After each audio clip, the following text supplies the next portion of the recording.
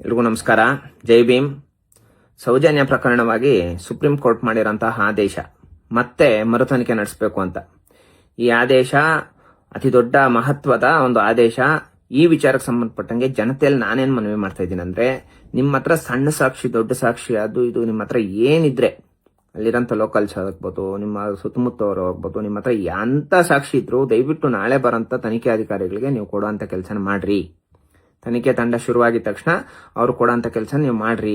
ಸೌಜನ್ಯ ಪ್ರಕರಣಕ್ಕೆ ಅತಿ ಶೀಘ್ರದಲ್ಲಿ ನ್ಯಾಯ ಸಿಗ್ಬೇಕು. ನನ್ನ ಹತ್ರ ಇರೋಂಥ ಎಲ್ಲಾ ದಾಖಲೆಗಳನ್ನು ತನಿಖೆ ಅಧಿಕಾರಿಗಳು ತನಿಖೆ ಶುರು ಮಾಡಿದ ತಕ್ಷಣ ನಾವೇ ಹೋಗಿ ಯಾರ್ಯಾರು ನಮ್ಮ ಹತ್ರ ಬಂದ್ರು, ಏನೇನ್ ಮಾತಾಡಿದ್ರು, ಎಲ್ಲಾ ವಿಚಾರಗಳನ್ನ ಖುದ್ದು ಅವ್ರಿಗೆ ತಿಳಿಸುವಂತ ಕೆಲಸನ ನಾವು ಮಾಡೇ ಮಾಡ್ತೀವಿ. ಯಾಕೆ ಅಂದ್ರೆ ಸೌಜನ್ಯ ಪ್ರಕರಣದಲ್ಲಿ ನ್ಯಾಯ ಸಿಗ್ಬೇಕು. ಆದ್ರೆ ಸಾಕ್ಷಿ ಹೇಳೋದಕ್ಕೆ ಬರೋಂಥ ಕೆಲವರಿಗೆ ಸೌಜನ್ಯ ಪ್ರಕರಣದಲ್ಲಿ ನಾವು ನ್ಯಾಯ ಕೊಡಿಸ್ತೀವಿ ಅಂತ ಹೇಳ್ಬಿಟ್ಟು ಹೋರಾಟ ಮಾಡೋ ಅಂತ ಕೆಲ ಪುಡಾರಿಗಳು, ಅಂದ್ರೆ ಕುಡ್ಕೊಂಡು ಯೂಟ್ಯೂಬ್ಗಳಲ್ಲಿ ಫೇಸ್ಬುಕ್ಗಳಲ್ಲಿ ಮಾತಾಡೋಂಥವ್ರು, ಇವತ್ತು ಬಂದು ನೀನು ಫೇಸ್ಬುಕ್ ಅಲ್ಲಿ ಮಾತಾಡು, ನಾಳೆ ಬಂದು ನೀನು ಯೂಟ್ಯೂಬ್ ಅಲ್ಲಿ ಮಾತಾಡು, ಇಂಥವ್ರ ವಿರುದ್ಧ ಮಾತಾಡು, ಈ ತರ ಎಲ್ಲ ಪ್ರಚೋದನೆ ಮಾಡ್ತಾರಲ್ಲ, ಇಂಥ ಪ್ರಚೋದನೆಗಳಿಗೆ ಒಳಪಡುವಂತ ಅವಶ್ಯಕತೆ ಇಲ್ಲ. ಯಾರಿಗೂ ಉತ್ತರ ಕೊಡೋಂತ ಅವಶ್ಯಕತೆ ಇಲ್ಲ. ಯಾರ ಹತ್ರನೂ ಸರ್ಟಿಫಿಕೇಟ್ ತಗೊಳ್ಳೋಂತ ಅವಶ್ಯಕತೆ ಇಲ್ಲ.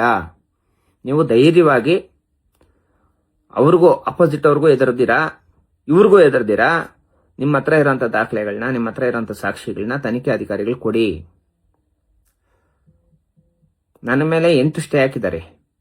ಆದ್ರೂ ಕೆಲವರು ಹೇಳೋಂಥದ್ದೇನಂದ್ರೆ, ನೀನು ಮಾತಾಡು ಅಂತ. ಮಾತಾಡ್ತೀನಿ.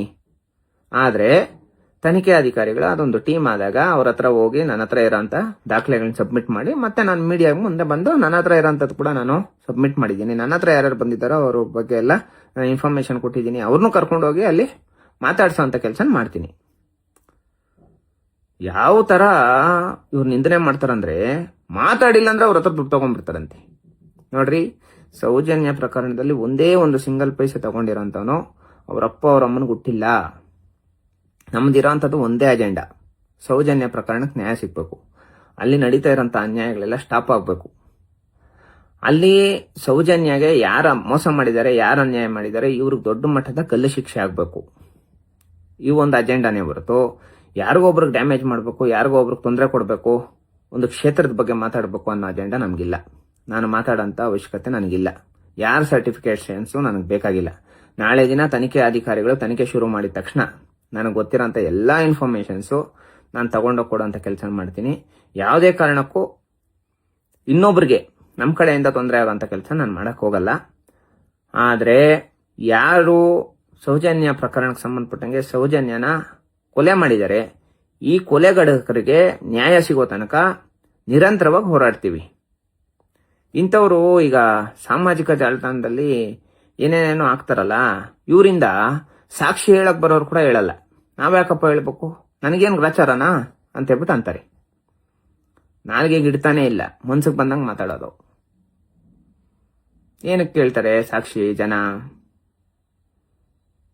ಹಂಗಾಗಿ ನಾನು ಜನರಲ್ ರಿಕ್ವೆಸ್ಟ್ ಮಾಡ್ಕೊತಾ ಇರೋಂಥದ್ದು, ಯಾವುದೇ ನಿಮ್ಮ ಹತ್ರ ಇರೋಂಥದ್ದು ದಾಖಲೆಗಳನ್ನ, ನಿಮಗೆ ಅಕಸ್ಮಾತ್ ಏನಾದರೂ ಬೇರೆಯವ್ರ ಕಡೆಯಿಂದ ತೊಂದರೆ ಇದ್ರು ಪೊಲೀಸ್ ಸೆಕ್ಯೂರಿಟಿ ತಗೊಂಡು ನಿಮ್ಮ ಹತ್ರ ಇರೋಂಥ ಸಾಕ್ಷಿಗಳನ್ನ ತನಿಖೆ ಅಧಿಕಾರಿಗಳಿಗೆ ಒಪ್ಪಿಸುವಂತ ಕೆಲಸ ಮಾಡೋಣ.